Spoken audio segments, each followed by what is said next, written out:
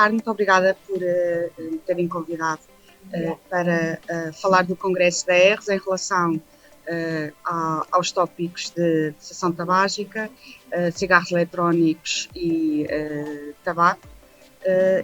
Acho que foi um congresso que esteve muito bem representado, tivemos oradores excelentes e tivemos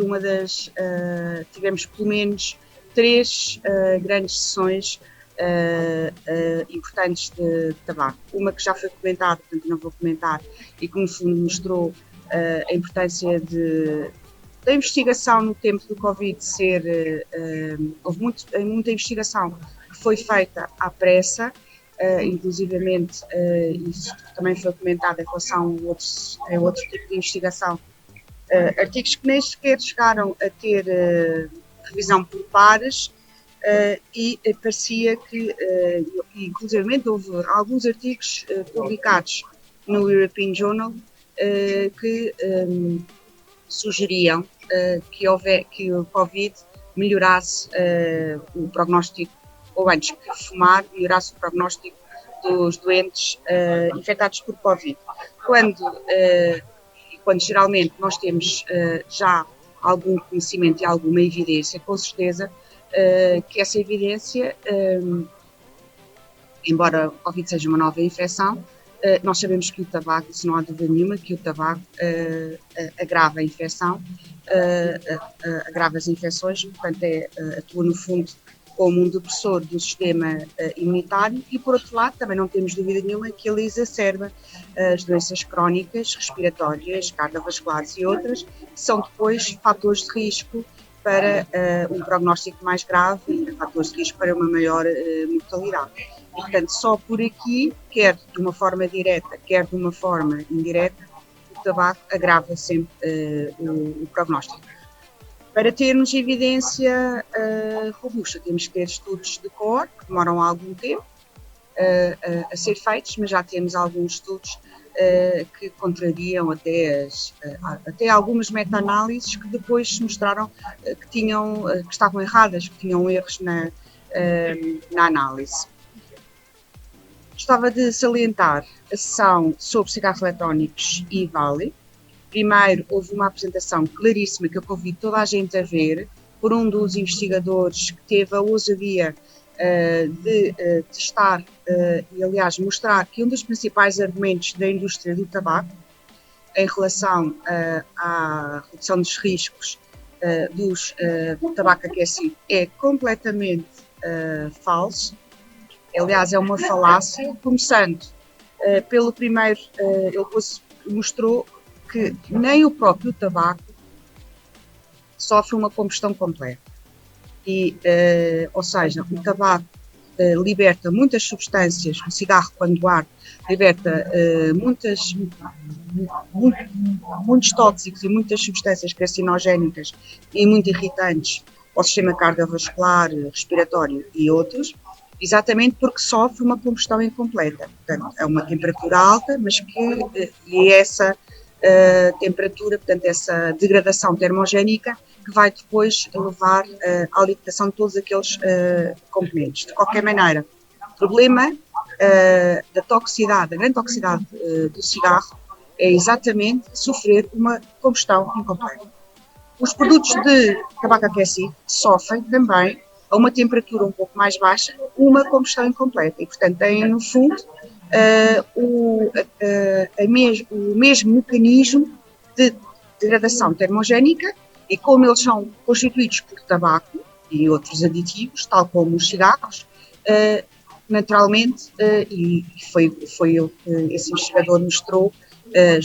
esse investigador é de um grupo suíço, juntamente com outros investigadores da Califórnia, já tinham escrito também um artigo, em que mostravam que o tabaco aquecido libertava tóxicos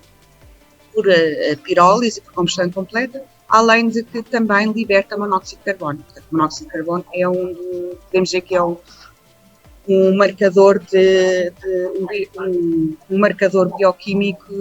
da combustão. E, portanto,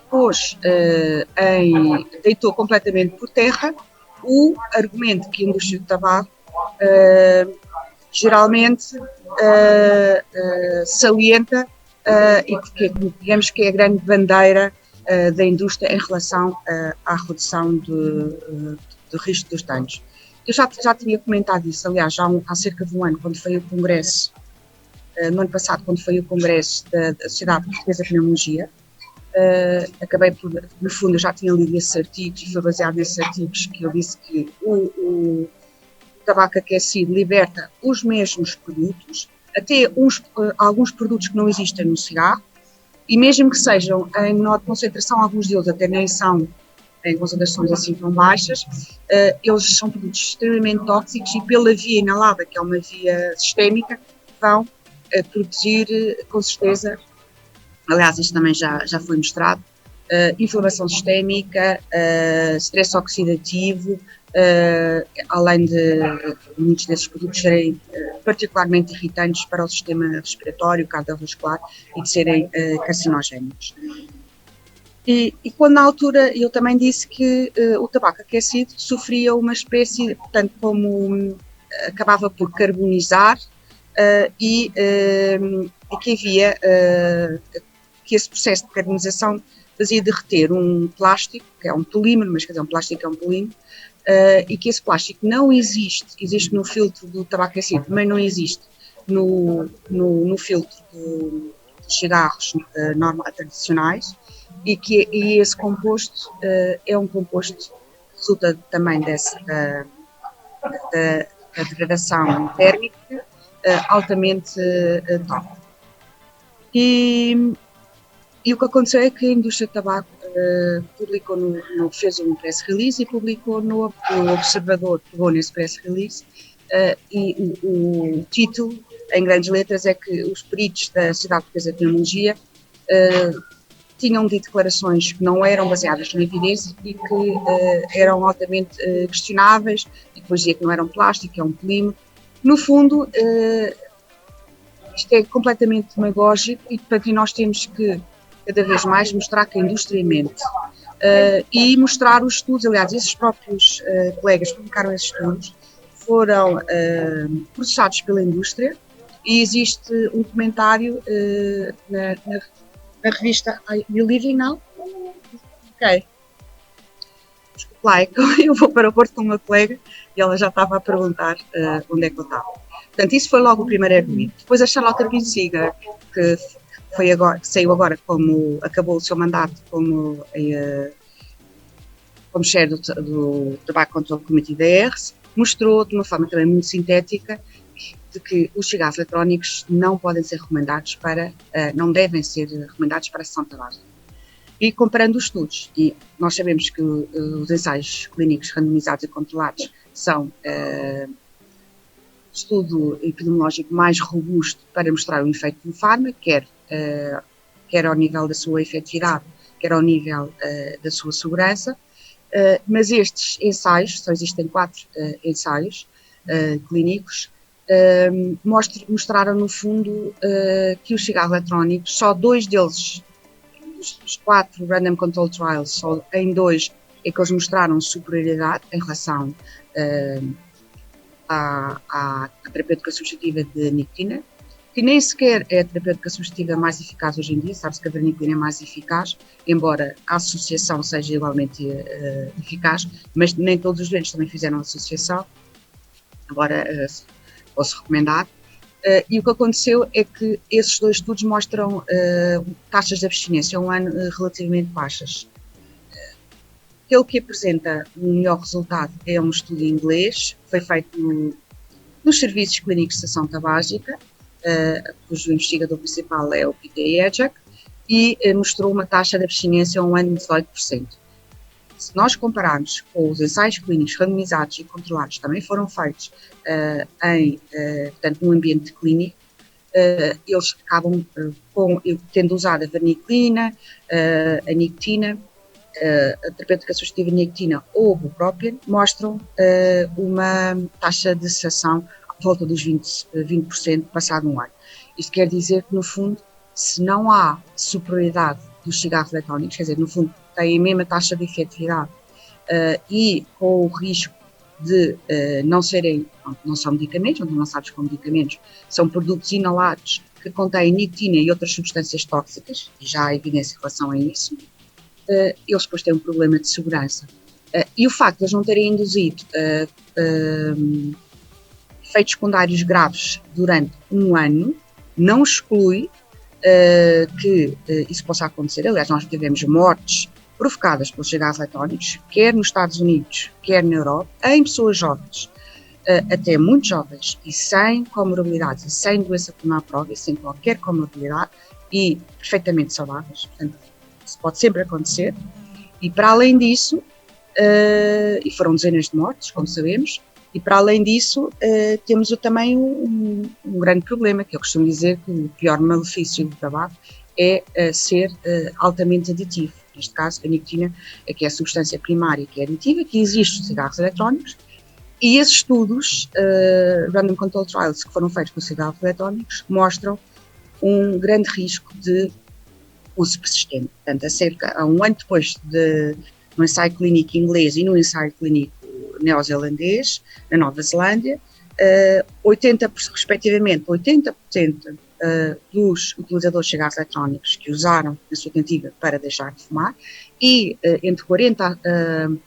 a 60% dos neozelandeses continuavam a fumar cigarros eletrónicos passado um ano. Também existem já estudos de coorte, portanto estudos longitudinais, que têm grande vantagem. Nós não podemos dizer que os estudos são melhores que outros. Todos eles têm vantagens e inconvenientes. Os Random Control Trials, de facto, todas as condições são controladas, mas depois não correspondem às condições de utilização na vida real. E por isso é que, geralmente, depois do lançamento dos fármacos, com certeza que eu não estou a pôr em questão e que continuo a dizer que os Random Control Trials são os melhores estudos para lançar um fármaco, em termos de segurança e em termos de eficácia, mas o estudo e a investigação sobre a sua segurança e a sua eficácia continua com uma vigilância pós-marketing, quando eles são lançados no mercado, e aí já não falamos em eficácia, é em efetividade, que é como é que, porque depende não só do efeito real do medicamento, que é que ele, portanto, qual é o seu efeito terapêutico, mas também a maneira como as pessoas tomam, do grau de adesão à terapêutica, inclusivamente se as pessoas fazem o tratamento previsto durante o tempo previsto, etc. E como tal, nós falamos então em efetividade. E, portanto, estes estudos de efetividade e, para dizer a verdade, a grande investigação e conclusão da sua segurança, depois de termos percebido que eles são de facto seguros e podem ser usados pela população humana, mas nós temos muito mais informação depois do seu lançamento, vão ser usados durante milhões de pessoas, portanto, com todo o tipo de populações, porque os Random Control Trials têm geralmente amostras pequenas. Hoje em dia já temos milhares de doentes, até geralmente são estudos multicêntricos, mas não são milhões de doentes, não é possível, não temos recursos, nem tempo, etc. E essas populações que entram nos estudos controlados e randomizados são populações muito escolhidas, muito selecionadas, portanto não são os doentes mais graves, geralmente não temos pessoas com perturbações de doença mental, não temos grávidas, etc. Daí que os estudos Random Control Trials mostram algum benefício, mas um benefício muito modesto, que depois tem que ser pesado e tem que ser posto na balança. Atenção que eles são produtos altamente aditivos e que não são inóculos, e nós temos medicamentos que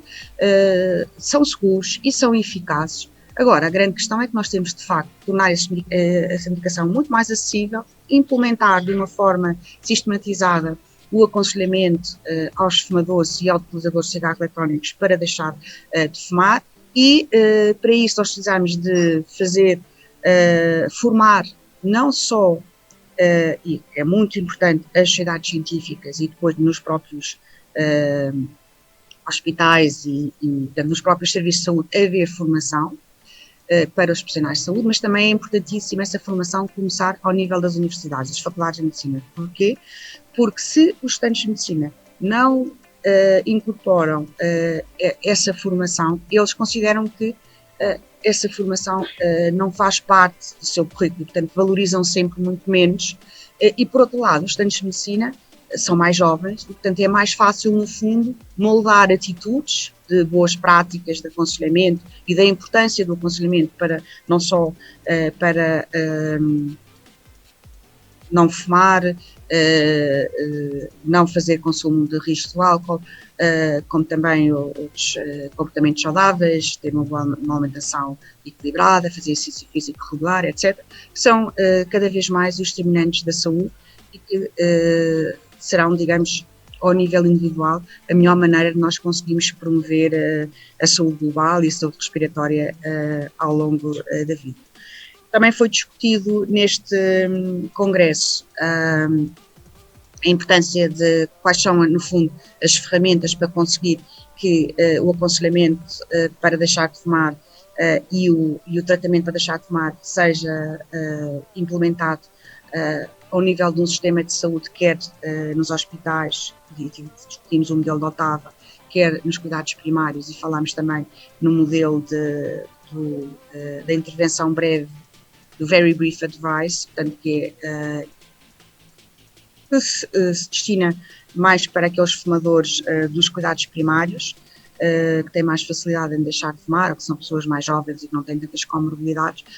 e que de uma maneira muito simples são boas ferramentas para os clínicos que não têm muita formação em cessação tabágica possam, digamos, promover o tratamento e encorajar os fumadores a deixar de fumar e a utilizar esse tratamento. Falou-se também da EVALI. Portanto, a EVALI continua a ser um diagnóstico de exclusão, em que é um diagnóstico clínico e epidemiológico, claro,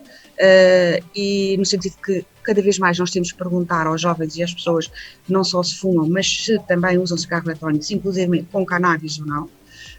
porque se nós não tivermos esta ferramenta epidemiológica na história clínica, não pomos logo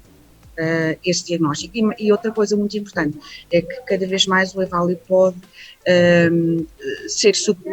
um diagnóstico que pode ocorrer simultaneamente com a pneumonia com a Covid ou outras doenças, quer outras pneumonias, quer outras doenças pulmonares inflamatórias difusas, e que é preciso fazer o diagnóstico diferencial. Existe tratamento, mas como o médico americano mostrou, não conseguimos tratar as crianças muito novas que começam a vaporizar e depois não conseguem deixar de vaporizar.